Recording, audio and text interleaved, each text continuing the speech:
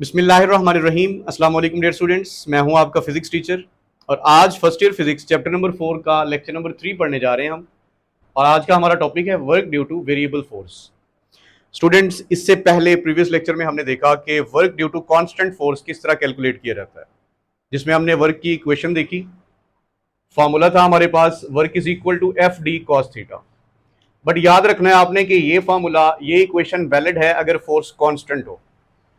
आज जो केस हम डिस्कस करने जा रहे हैं उसमें फोर्स हमारे पास कांस्टेंट नहीं बल्कि वेरिएबल है, मतलब चेंज हो रही है। तो ऐसे बहुत सारे केसेस हैं हमारे पास जिसमें फोर्स जो है वो कांस्टेंट नहीं रहती।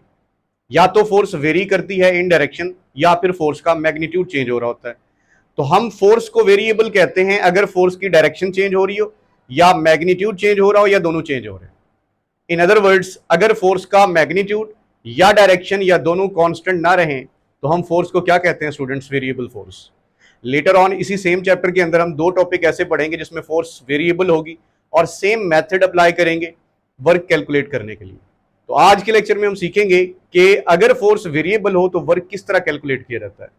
डिफाइन करते हैं वेरिएबल फोर्स को। Students, force is said to be variable if magnitude और डायरेक्शन और both of force does not remain constant. Force का मैग्नीट्यूड या डायरेक्शन या दोनों अगर कांस्टेंट ना रहें, या दोनों में से कोई एक चीज चेंज हो रही हो या दोनों चेंज हो रहे हो, तो ऐसे केस में फोर्स बन जाती है वेरिएबल।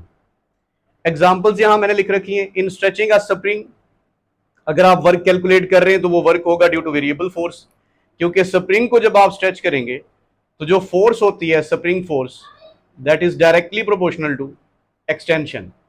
तो यहां पे फोर्स जो है स्टूडेंट्स वो डिस्प्लेसमेंट पे डिपेंड करती है। जितना ज्यादा डिस्प्लेसमेंट आप क्रिएट करेंगे स्प्रिंग के अंदर, उतना ज्यादा आपको फोर्स अप्लाई करनी पड़ेगी। इसी के साथ force of gravity acting on rocket, जब रॉकेट अगेंस्ट ग्रेविटी मूव करता है, पड़ जाता है, तो जो फोर्स ऑफ ग्रेविटी एक्ट करती है स्टूडेंट्स वो भी वेरिएबल होती है। और आप जानते हैं कि force of gravity according to Newton gravitation law inverse square law को ओबे करती है, यानी ग्रेविटेशनल फोर्स का डिस्टेंस के स्क्वायर के साथ इनवर्स रिलेशन होता है। जैसे जैसे हम ऊपर जाते हैं डिस्टेंस इंक्रीज करता है, और डिस्टेंस के इंक्रीज होने से ग्रेविटेशनल फोर्स की वैल्यू कम हो रही होती है। सो यहां से आपने याद रखना है कि फोर्स का मैग्नीट्यूड चेंज हो रहा हो या डायरेक्शन चेंज हो रही तो फोर्स क्या बन जाती है? वेरिएबल। तो ये दोनों केसेस हैं। ये वाला केस हम part 2 physics second year physics में जाके पढ़ेंगे, वर्क कैलकुलेट करेंगे ड्यू टू वेरिएबल फोर्स। और ये वाला जो केस है ये इसी सेम चैप्टर के अंदर हम लेटर ऑन डिस्कस करेंगे। तो नेक्स्ट हम मूव करते हैं कि वर्क किस तरह कैलकुलेट करना है ड्यू टू वेरिएबल फोर्स। उसके लिए हमें कंसिडरेशन लेनी पड़ेगी। स्टूडेंट्स, आपने कंसीडर करना है हमारे पास एक particle, let's say consider a particle P move from point P to Q. एक पार्टिकल को हम पॉइंट पी से क्यू पे लेके जा रहे हैं in X Y plane, X Y plane के अंदर। और जो हमारा पाथ है स्टूडेंट्स, उसके ऊपर जो हम फोर्स लगाएंगे वो वेरिएबल हो। इस पाथ को हम डायग्राम से देखते हैं। लेट्स से स्टूडेंट्स हमारे पास यहां पे एक पॉइंट है पी,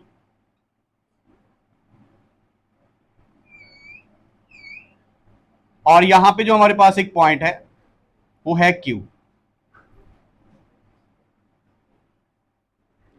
तो हमने एक पार्टिकल को पॉइंट पी से क्यू की तरफ लेके जाना है यूजिंग वेरिएबल फोर्स। तो क्योंकि आप देख सकते हैं कि यहां फोर्स जो है वो आपको डायरेक्शन चेंज करनी पड़ेगी, जो पाथ है हमारा वो स्ट्रेट लाइन नहीं है। तो इस केस में आपने करना यह है कि अपने इस पूरे पाथ को पी से क्यू तक डिवाइड कर लेना है n number of small patches में। सो यहां पे हम लिखेंगे divide path P Q into large number of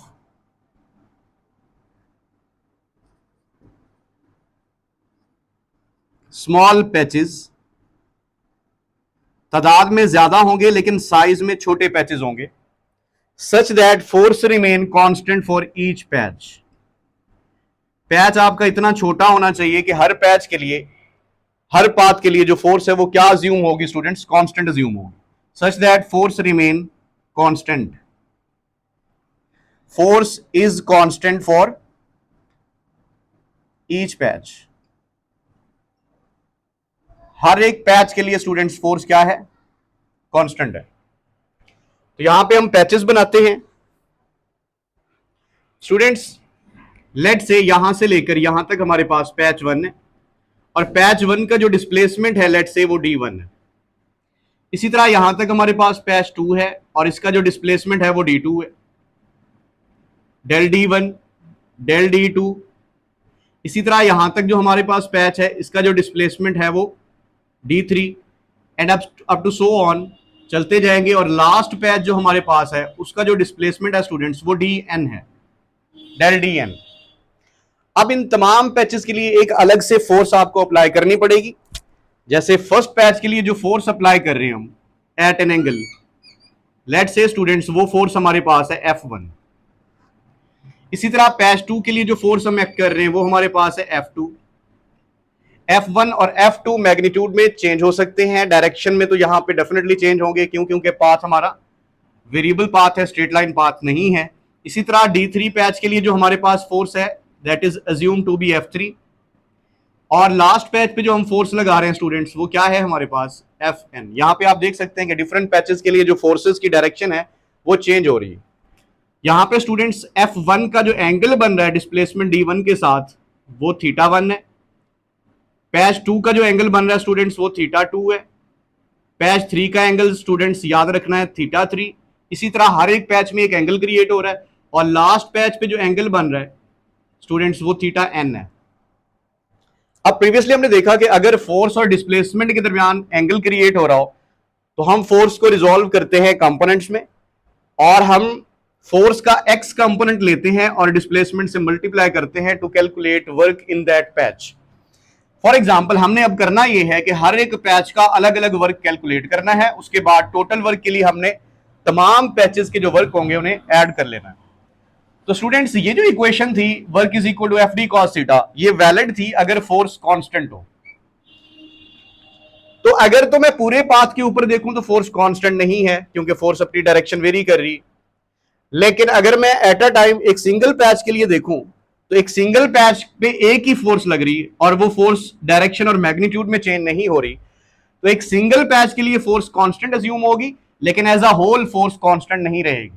तो हम एक एक पैच करके अलग अलग वर्क कैलकुलेट करेंगे। जैसे F1 फोर्स पैच 1 के लिए है, F2 फोर्स पैच 2 के लिए, F3 पैच 3 के लिए, up to so on. Fn जो है वो पैच n के लिए। तो स्टूडेंट्स करना अब ये है कि आपने हर एक पैच के लिए वर्क कैलकुलेट करना है। तो यहां पे हम लिखते हैं वर्क इन पैच 1 जिसे हम W1 से रिप्रेजेंट करेंगे। स्टूडेंट्स इसमें करना क्या है कि फोर्स का एक्स कंपोनेंट लेना है आपने जिसे हम लिखेंगे F1 cos θ1 और उसे मल्टीप्लाई करना है इस पैच के डिस्प्लेसमेंट से जो कि होगा डेल्टा D1। इसी तरह स्टूडेंट्स आपने बाकी पैचेस के लिए वर्क कैलकुलेट करना है। जैसे सेकंड पैच के लिए हमारे पास वर्क क्या आएगा F2 cos θ2 del D2। Similarly patch 3 के लिए हमारे पास वर्क क्या आएगा students F3 cos θ3 del D3 and for n patches हमारे पास जो nth पैच है उसके लिए स्टूडेंट्स वर्क की इक्वेशन क्या बनेगी, उसे हम लिखेंगे work n is equal to Fn cos θn del Dn।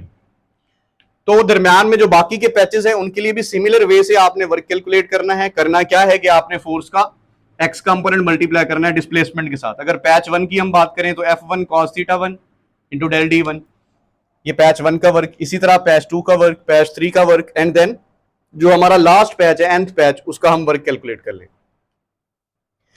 Students अब आपने क्या करना है टोटल वर्क के लिए इन सारे पैचेस के वर्क को ऐड कर लेना।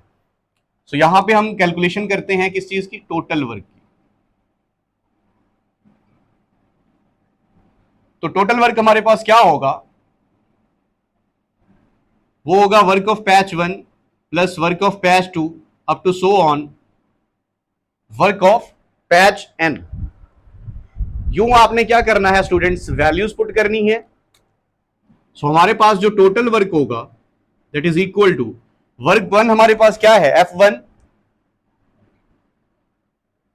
cos theta one del D one plus work two हमारे पास क्या है F2 cos theta two del D two up to so on plus करते जाएं और लास्ट पैच का वर्क हमारे पास क्या है Fn cos थीटा n डेल डी एन।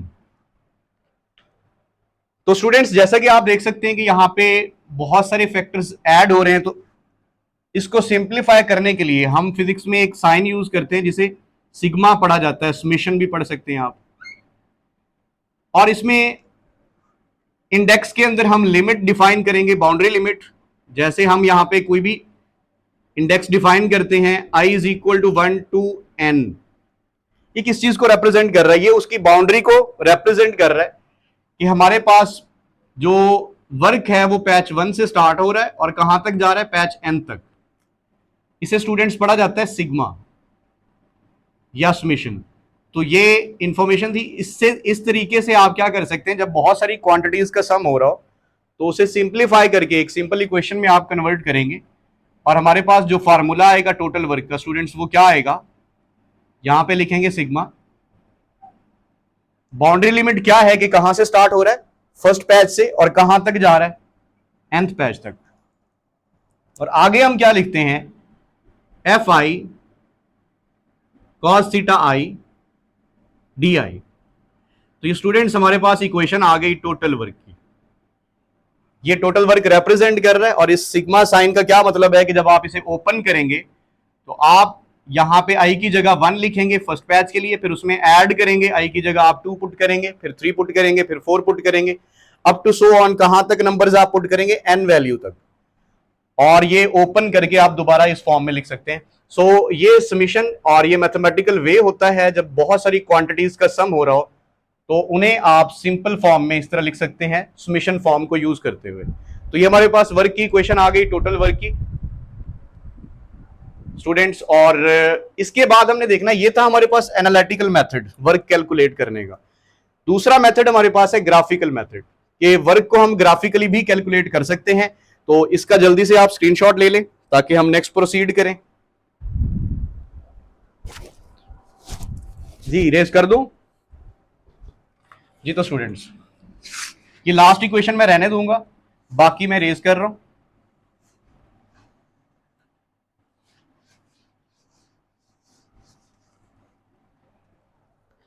और यहां पे डायग्राम को भी मैं दोबारा लेबल कर देता हूं।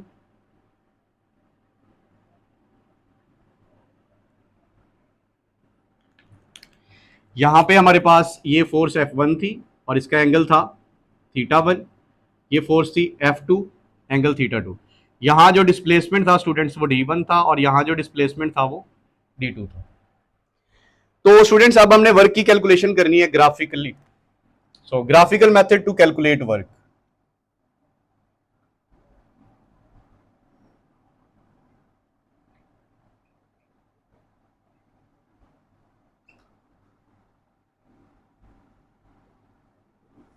सो ग्राफिकली आप वर्क किस तरह कैलकुलेट करेंगे? तो स्टूडेंट्स उसके लिए करना यह है कि आपने ये सेम पाथ उठा के ग्राफ के ऊपर रिप्रेजेंट करना है। ग्राफ हमारा होता है बिटवीन फोर्स एंड डिस्प्लेसमेंट।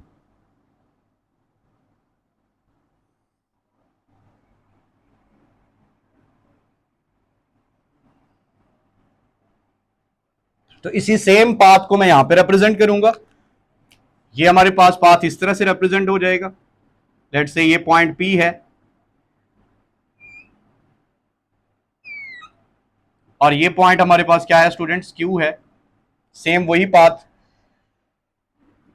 तो स्टूडेंट्स इसके वैसे ही पैचेस बना लें आप, जैसा कि यहां पे हम देख सकते हैं कि ये हमारे पास लेट्स से पैच 1 है, यहां तक बिल्कुल इसके नीचे हम पैचेस बनाते हैं।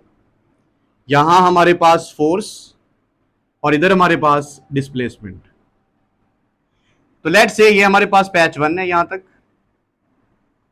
और पैच 1 का जो डिस्प्लेसमेंट है स्टूडेंट्स वो D1। इसी के साथ हमारे पास यहां तक जो है वो पैच 2 है, इसका जो डिस्प्लेसमेंट है वो D2। यहां तक पैच 3 है, इसका डिस्प्लेसमेंट किस तरह लिखा जाएगा, D3। इसी तरह स्टूडेंट्स इस पैच के लिए जो फोर्स होगी वो होगी F1 cos थीटा 1, क्योंकि फोर्स एंगल क्रिएट कर रही है विद डिस्प्लेसमेंट, तो फोर्स का एक्स कंपोनेंट लेना है आप। इसी तरह हमारे पास ये जो दूसरा पैच है इसके लिए फोर्स होगी F2 cos थीटा 2, और दरमियान में हम रैंडम पैच ले लेते हैं। यहां पे हमारे पास जो फोर्स होगी स्टूडेंट्स वो Fi cos थीटा i लिख लेते हैं हम। और जो हमारे पास लास्ट पैच है स्टूडेंट्स इसका डिस्प्लेसमेंट होगा dn, डेल dn, और इसके लिए फोर्स क्या होगी Fn cos थीटा n। तो दरमियान में और भी पैचेस हैं इसके अलावा। सो अब ग्राफिकली जब आप वर्क कैलकुलेट करेंगे तो स्टूडेंट्स करना ये है आपने कि जैसे पैच 1 के लिए हम क्या करते हैं जी, यहां से स्टार्ट हो रहा है यहां तक जा रहा है तो ये स्ट्रेट लाइन से कनेक्ट करते हैं। फिर पैच 2 के लिए हम ये वाला पॉइंट, पैच 3 हमारे पास यहां तक जाएगा। फोर्स हर पैच के लिए आपने अज्यूम करना है फोर्स कांस्टेंट है। अगर फोर्स हम कांस्टेंट अज्यूम करेंगे तो स्ट्रेट लाइन आगे लेके जाएंगे। इसी तरह नेक्स्ट हमारे पास जो पैच है वो ऐसे होगा, नेक्स्ट पैच ऐसे होगा, नेक्स्ट पैच ऐसे होगा, उससे अगला पैच ऐसे होगा, फिर अगला पैच, अगला पैच। अब स्टूडेंट्स आपने करना क्या है कि हर एक पैच को देखें तो वो एक रेक्टेंगल को रिप्रेजेंट कर रहा है। तो ग्राफिकली जब हम वर्क कैलकुलेट करते हैं तो हम एरिया से कैलकुलेट करते हैं। जैसे पैच 1 का वर्क किस तरह कैलकुलेट होगा, इस पैच 1 का एरिया निकाल लेंगे, उसमें ऐड करेंगे पैच 2 का एरिया, उसमें ऐड करेंगे पैच 3 का एरिया, फिर patch 4, patch 5, patch 6 up to so on nth patch तक के एरियाज जो बनेंगे हमारे पास, उन सबको हम ऐड करेंगे तो हमारे पास टोटल वर्क आएगा। तो स्टूडेंट्स यहां पे हम लिख सकते हैं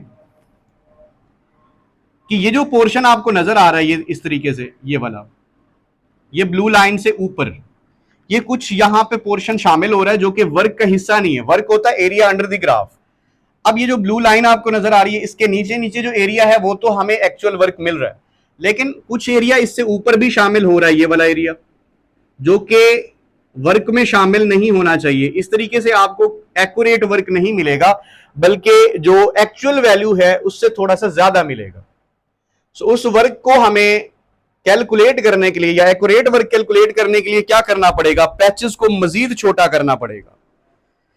सो यहां पे हम देखते हैं ग्राफिकली जो वर्क का फार्मूला है स्टूडेंट्स वो क्या होगा, वो सेम वही फार्मूला आप लगा देंगे कि टोटल वर्क हमारे पास क्या होगा, समेशन बाउंड्री लिमिट स्टार्ट कहां से हो रहा है एंड कहां पे हो रहा है, Fi cos theta i del D I, ये हमारे पास इक्वेशन होगी। और मैंने बताया आपको कि ग्राफिकली वर्क जब आप कैलकुलेट करते हैं तो क्या करते हैं, हमारे पास यहां हर एक पैच एक रेक्टेंगल है और हर रेक्टेंगल का एरिया निकालेंगे। जैसे फर्स्ट रेक्टेंगल का एरिया क्या आएगा, d1 into F1 cos theta, second rectangle का क्या आएगा, डेल d2 इंटू F2 cos theta, third rectangle, सारी रेक्टेंगल का एरिया निकालेंगे, उसके बाद उन्हें ऐड करेंगे तो हमारे पास टोटल वर्क आएगा। लेकिन इस तरीके से मैंने आपको बताया कि वर्क इनएक्यूरेट आएगा, एक्यूरेट नहीं आएगा। क्यों? क्योंकि हमारा एक्चुअल वर्क इस ब्लू ग्राफ के नीचे नीचे वाला होना चाहिए था, जबकि अगर आप ग्राफ में देखें तो ये कुछ पार्ट इस ग्राफ से ऊपर शामिल हो गया है जो कि असल वर्क से ज्यादा रिजल्ट हमें देगा। तो टू गेट एक्यूरेट वर्क, अगर आप एक्यूरेट वर्क लेना चाहते हैं then you have to apply condition. एक कंडीशन हमें अप्लाई करना पड़ेगा। कंडीशन ये है कि हमें पैचेस को बहुत छोटा बनाना पड़ेगा। हम कंडीशन अप्लाई कर देते हैं कि जो हमारे पास पैच का डिस्प्लेसमेंट है दैट शुड अप्रोच जीरो।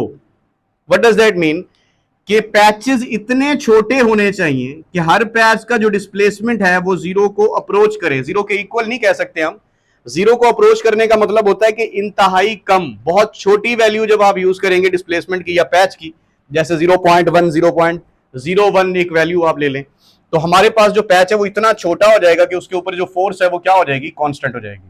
तो ये कंडीशन अप्लाई करके हम एक्यूरेट वर्क ले सकते हैं। जब हम ये कंडीशन अप्लाई करेंगे तो हमारे पास एक और ग्राफ बनेगा, उस ग्राफ को हम पहले समझते हैं।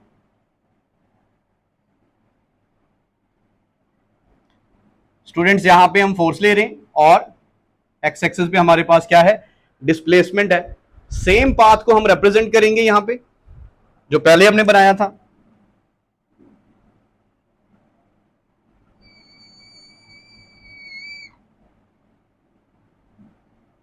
तो ये पॉइंट P हमारे पास आ गया, और दूसरा हमारे पास जो पॉइंट है वो क्या है, Q। अब आपने क्या करना है, पैचेस को बहुत छोटा करना है। जैसा कि यहां तक एक पैच मैं ले लेता हूं, फिर अगला पैच मैं यहां तक ले लेता हूं, फिर अगला पैच मैं यहां तक ले लेता हूं। तो जब आप पैचेस छोटे छोटे बनाएंगे तो स्टूडेंट्स आप देखेंगे कि आपका एरिया इस ग्राफ से ऊपर नहीं जाएगा ना नीचे रहेगा, बल्कि ऑलमोस्ट वो इसी ग्राफ के अंडर एरिया जो आना चाहिए वही आएगा। तो यहां से आपने इस तरह समझना है कि ये हम बहुत छोटे छोटे पैचेस बना रहे हैं। तादाद हम बढ़ा देंगे, डेफिनेटली तादाद बढ़ जाएगी, लेकिन साइज जो पैच जो है वो क्या हो जाएगा स्टूडेंट्स, बहुत ही कम हो जाएगा।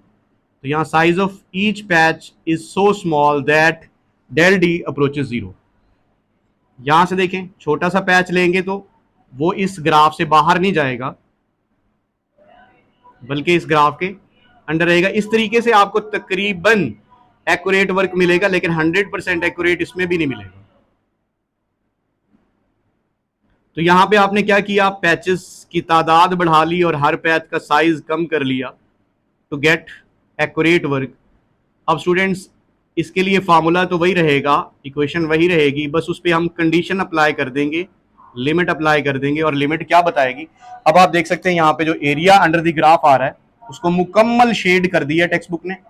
ये मुकम्मल शेडेड एरिया है, ये शेड एरिया आपको एक्चुअल वर्क देगा।